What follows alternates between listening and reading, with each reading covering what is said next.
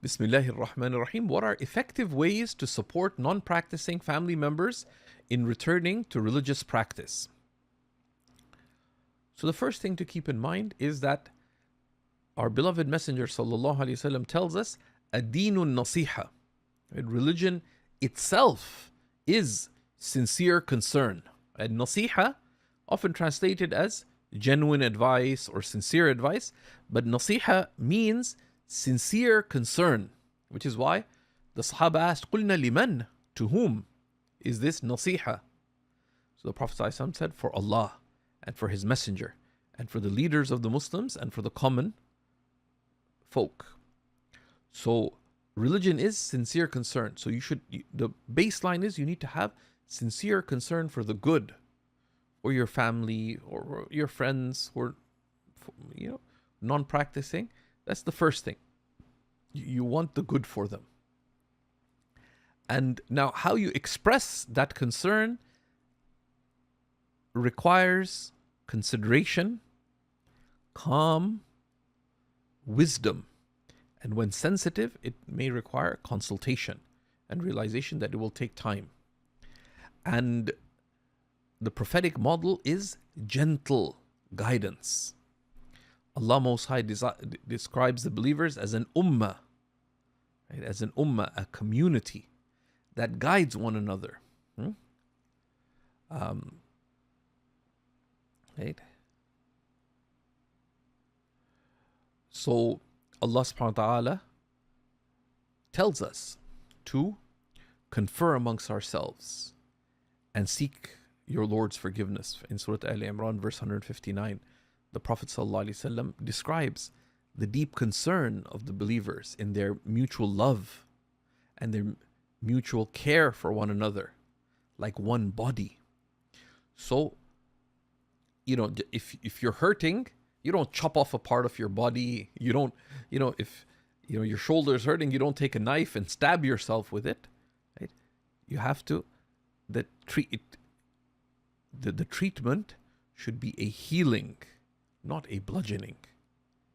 You need to be a doctor, a shepherd, right? Not a butcher or an executioner.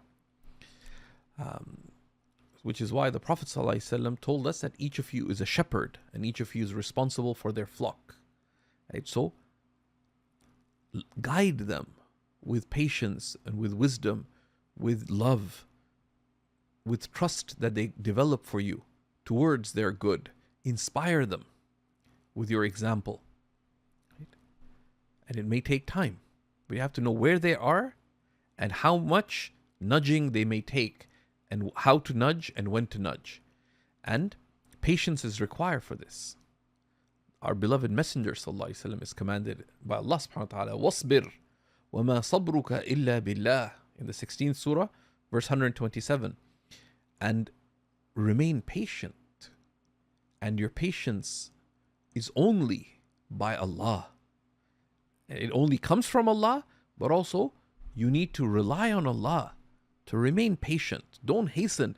Don't react. How come you did this? How come that? No. It may take time.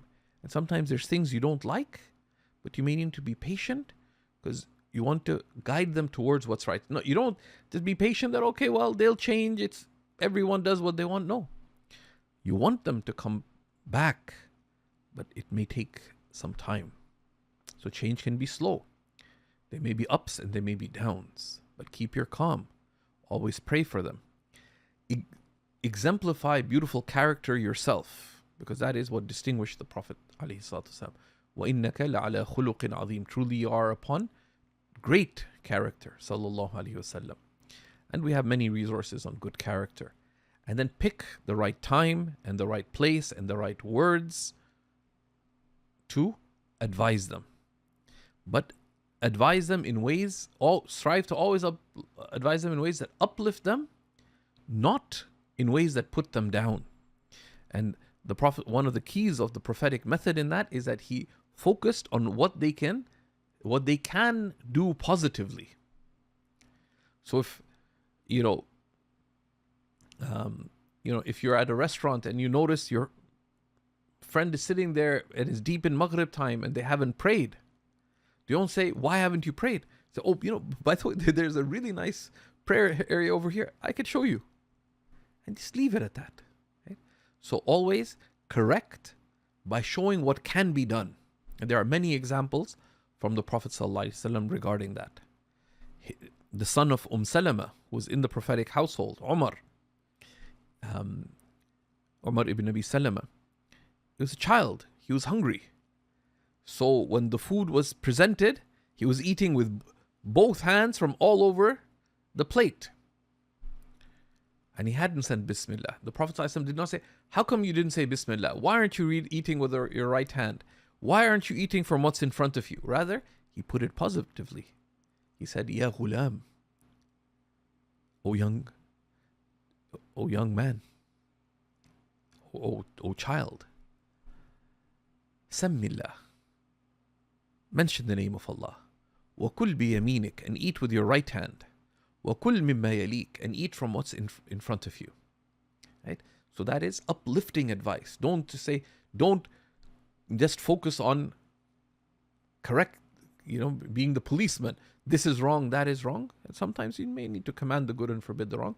But the most effective way of being a shepherd is to show the way and to make it easy. The Prophet ﷺ said, يَسِّرُوا وَلَا تُعَسِّرُوا, make things easy for people.